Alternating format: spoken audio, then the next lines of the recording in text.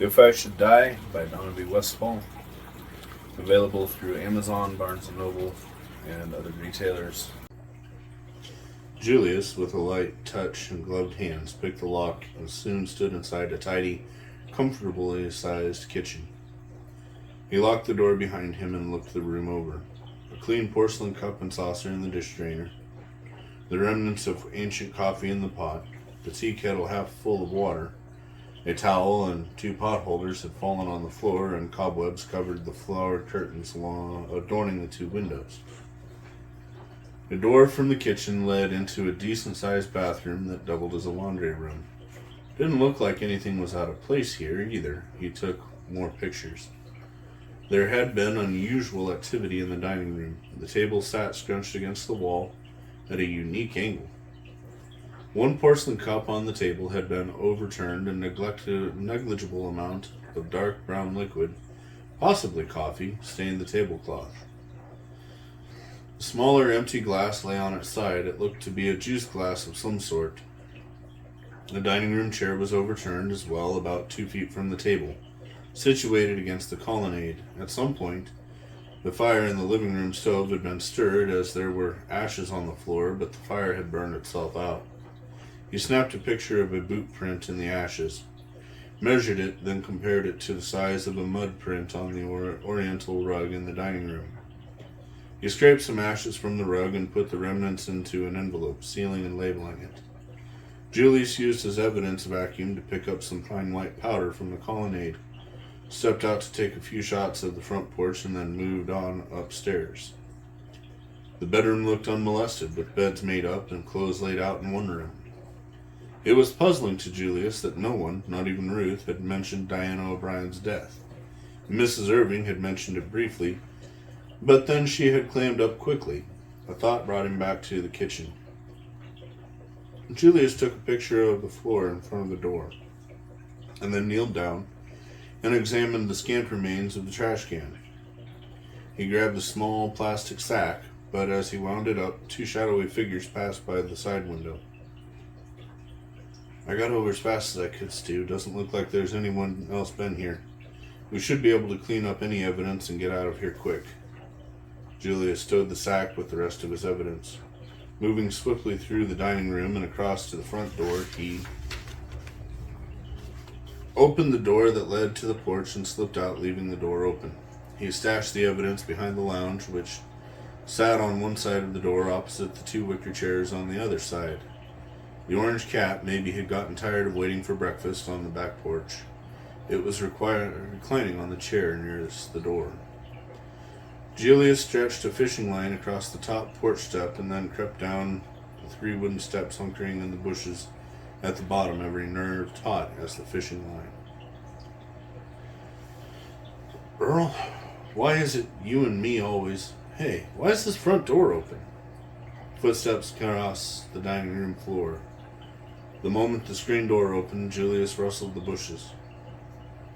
Something's in the... Hey, catch that cat! Stu called as the cat sashayed into the house through the open screen door. I'll check out the tall, thin guy took 2 steps across the porch, but tripped on the top step and rolled down to the cement sidewalk. Watch that first step, Earl, he said. Julius grabbed him by the nape of his shirt and dragged him around to the side of the house. Snatching a chunk of tree limb, he knocked him on the head and bound his hands and feet with a nylon rope from his bag. Concealing himself on the other side of the house, he waited as more footsteps crossed the porch. You know I'm allergic to cats. Why'd you send me after this idiot cat? The orange cat yelled as Earl dangled it over the porch rail. Over here, Julius imitated Stu's voice. The man let the cat drop and walked down the steps. What'd you find? As he stepped around the side of the house, Julius gave him a karate chop to the neck. Earl went down like a sack of cement. It was short work to truss him up, then returned for the fishing line from the front steps. What do I do with these two? He said out loud. He grabbed his stuff and slipped into the grove of trees. He clicked on his pocket communicator. Assistance needed at Diana O'Brien's address, 2016 Woodview Row. 2 vandals apprehended. He clicked it off. Julius chose a tree close to where the 2 lay on the ground. Up he went, climbing the smooth bark tree.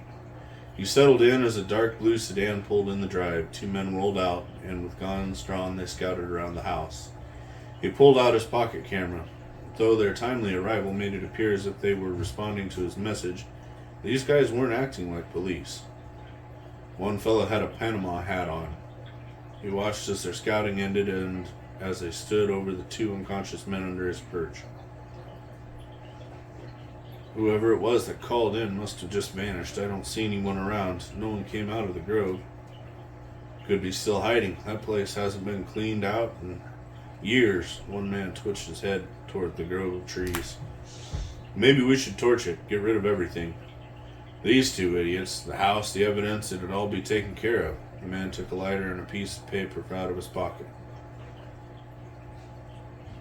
You'd have to take them two out first. The first man nudged the tall, thin fellow with a hard boot to the ribs. The semi-unconscious man moaned. So don't let me stop you, the man with the lighter said. Julius reached under his vest and slid out his weapon. Where were the police, and why had these yahoos shown up? Earl and Stu may be shady characters, but sending them into eternity wasn't the guy's job.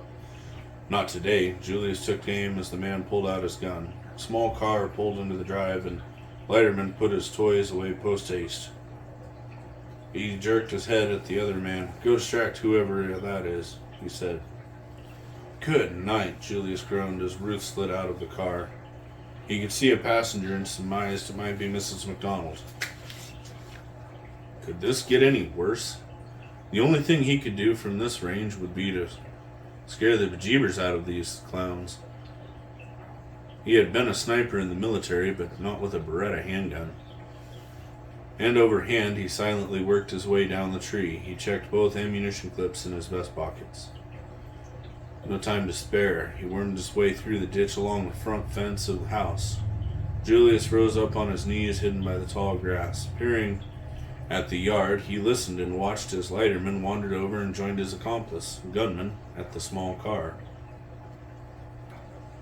We heard this place was for sale, Gunman said. You heard wrong, Ruth said. Maybe we got the wrong address. You own the place? Leiterman said. My grandfather does. He doesn't like trespassers. You best be off, mister. From the passenger seat, Mrs. McDonald rolled down her window to listen. She didn't like what she heard. Those men's voices made her skin prickle.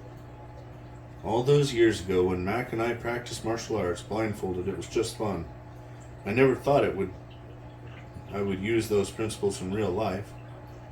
Reaching down, she nervously ran her hand along the floorboard. Nothing. It has to be here, she fretted. One more try. Ah, here it is. She inspected it quickly. Safety's on and it's loaded. She hit the power switch and finished rolling down the window.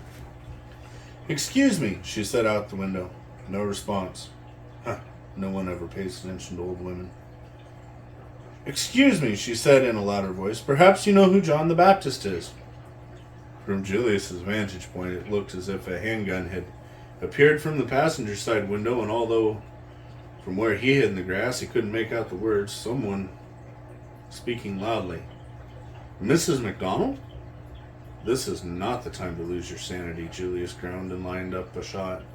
If the men started roughing up the ladies, he had a beat on the Panama hat. It took every ounce of control he had to contain himself. His hand on his weapon did not shake, but his heart quivered. Hey! A sudden shout came from the other side of the house. Hey, we need help here! Earl and Stu had just come too. Leiterman took a step back. Julius knew this would not end well. John the Baptist had a mighty message, one that you should heed. This time Mrs. McDonald's voice rang out like a loud, clear bell. Repent, she shouted.